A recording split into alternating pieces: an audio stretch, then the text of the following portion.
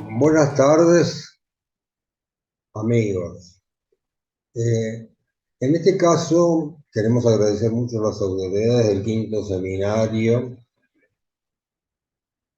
internacional y vamos a trabajar un tema que afecta a muchísima gente y que todos los días podemos tener dificultades en este tipo de temas. ¿Ok? Todos somos consumidores, tal cual nos decía John F. Kennedy el 14 de marzo del 62, y es cierto, esto atrae muchos conflictos. La cuestión de consumo en nuestro país tiene una doble particularidad. Primero que es realmente un multiportas, tiene muchísimas formas de acceder, inclusive no excluyentes entre sí algunas de ellas, y además se trata de una temática especial que tiene algunas particularidades muy interesantes y que quienes se dedican a administrar y gestionar conflictos en este tema deben tener muy en cuenta, pues evidentemente hay quizás la palabra más importante es que los usuarios y consumidores, que es el tema de las relaciones de consumo, tienen dos particularidades muy importantes que ahora vamos a ver, que es la asimetría entre el proveedor y ellos, donde se supone que tienen una debilidad y debido a ello es un sistema que tiene que tener mucho de protector. Bueno, vamos a tratar de ver unas transparencias que tenemos para ello y vamos a tratar de...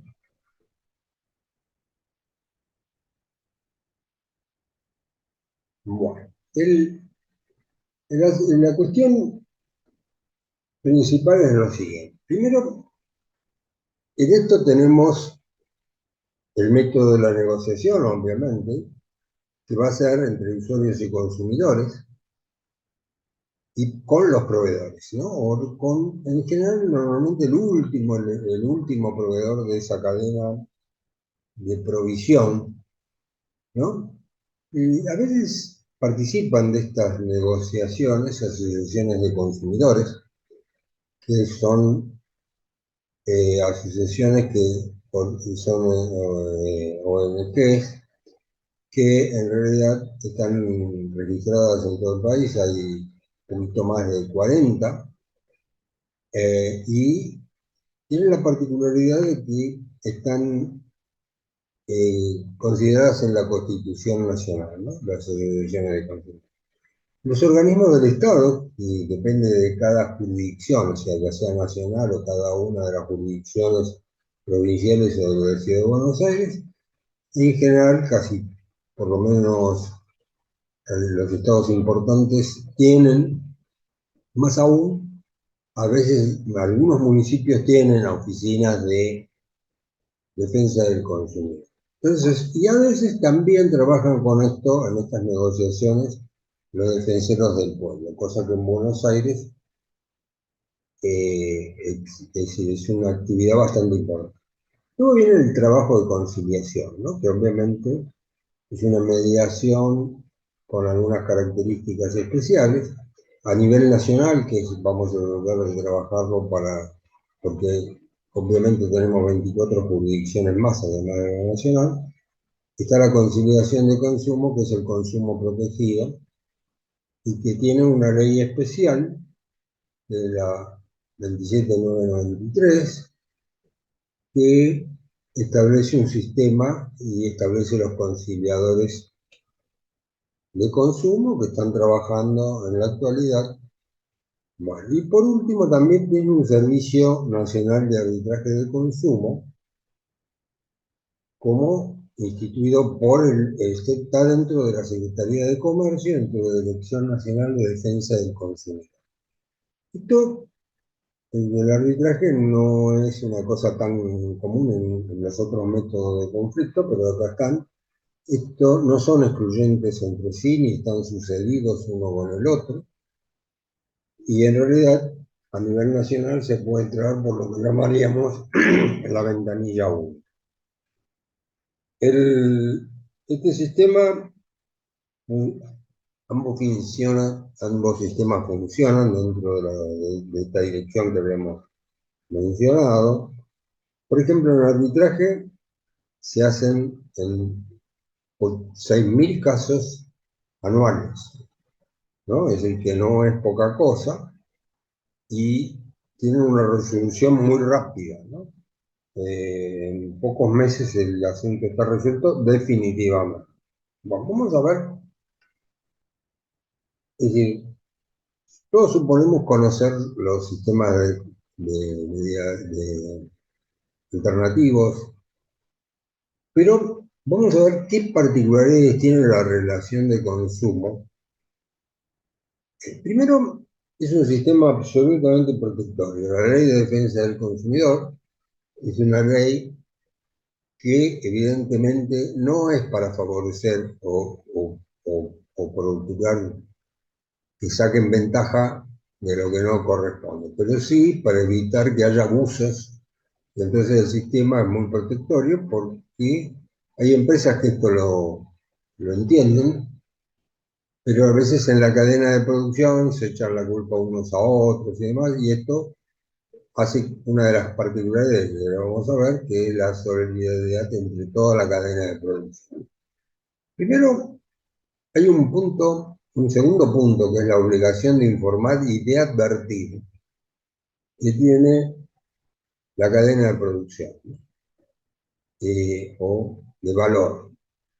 Este punto es fundamental en materia de consumo, porque cuando uno tiene que negociar, cuando uno tiene que tomar decisiones, si no tiene información adecuada, evidentemente no puede mejorar. Y esto es una de las cosas que más poder le da a los usuarios y consumidores. Esta obligación de informar es una obligación de la Constitución, no solamente está en la Constitución Nacional, sino en algunas de las constituciones jurisdiccionales que también son más nuevas y que también establece el tema de las relaciones de consumo. Y esto justamente es uno de los temas que nosotros hemos trabajado más, porque que también es importante en las mediaciones prejudiciales comunes. En la duda, otro de los puntos es esto. Ante cualquier duda, la ley se debería favorecer al consumidor. Va lo que el consumidor da. Esto es similar a lo que pasa en el derecho laboral. Cuando hay dudas, va a tener que demostrar la parte de los proveedores, la cadena de valor. La otra cosa novedosa que tiene esto es el diálogo de las fuentes. El diálogo de las fuentes se trata todo el tema que toda la legislación que hay tiene que visualizarse en forma conjunta.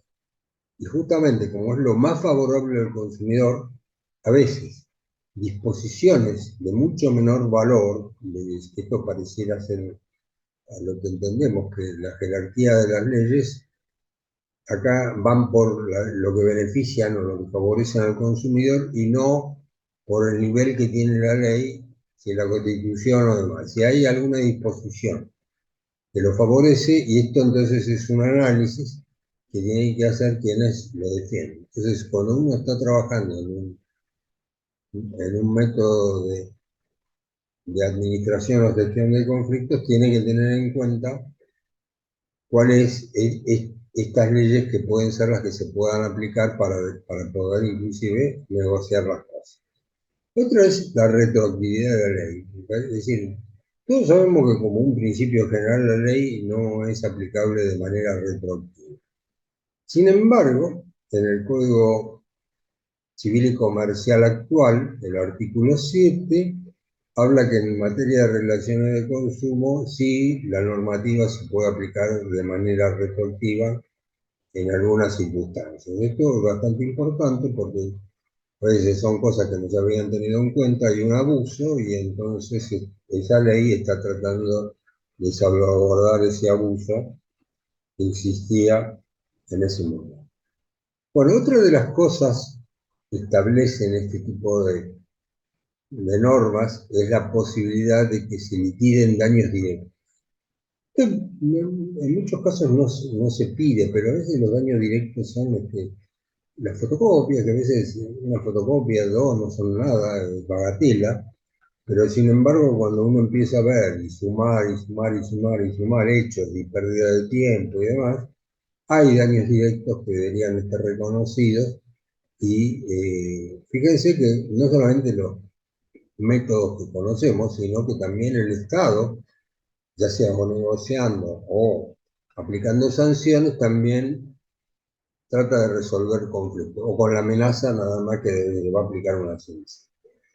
Normalmente en consumo, normalmente porque el porcentaje de contratos de adhesión son la regla casi en los contratos de consumo, sobre todo, bueno, no hablemos en los que tienen características de masividad. Otra de las cuestiones que hay acá es la gratuidad.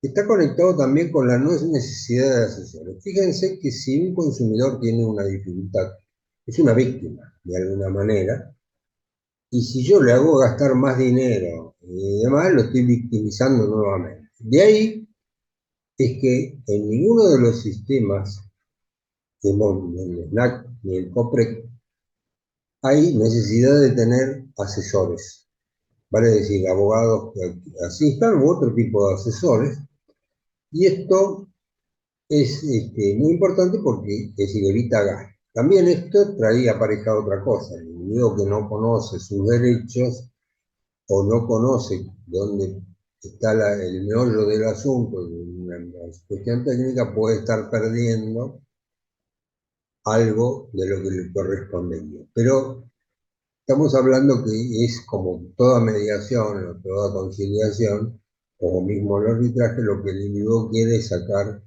o por lo menos sacarse el conflicto de encima. También la gente decir, no va a entrar en conflicto por poco dinero, y allí es alguna de las otras. Bueno, la otra cosa que caracteriza a las relaciones de consumo es la carga dinámica de la prueba. Acá el que tiene que probar no es el consumidor, sino el que tiene la prueba, que normalmente es la cadena de producción o de valor, que ellos tienen que ser los que demuestran.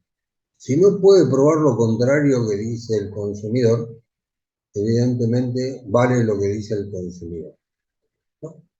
Y esto por eso es el cambio de la prueba. Si acá no es el que pide algún daño, tiene que probarlo. No, no, acá se da vuelta la cosa.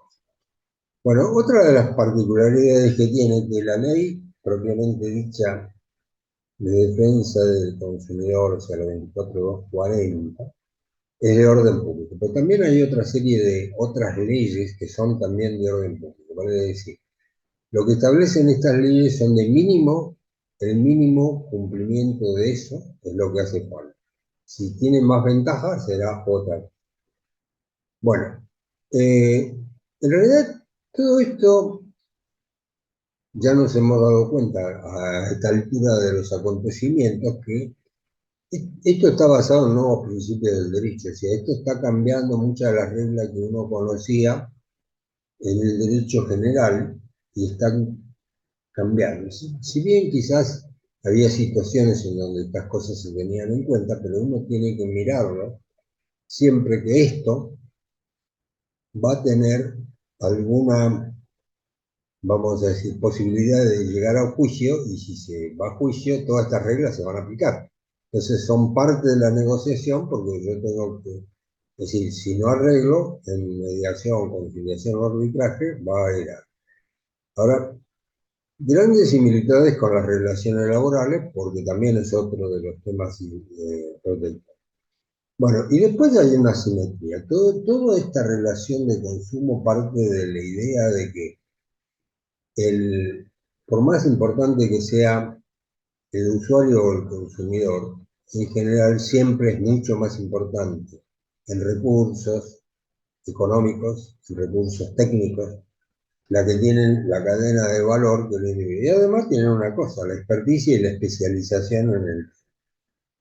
Bueno, para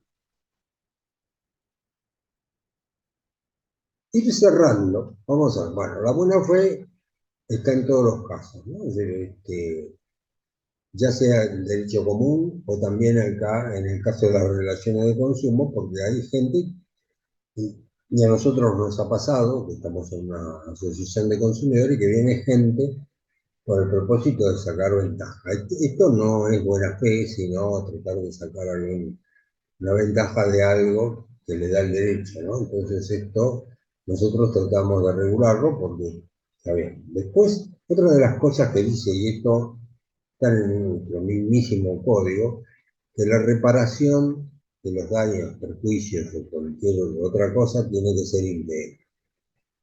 Bueno, ahora, otra cosa que también dice nuestro código civil es que los daños no necesitan pruebas y son notorios y surgen de los propios hechos.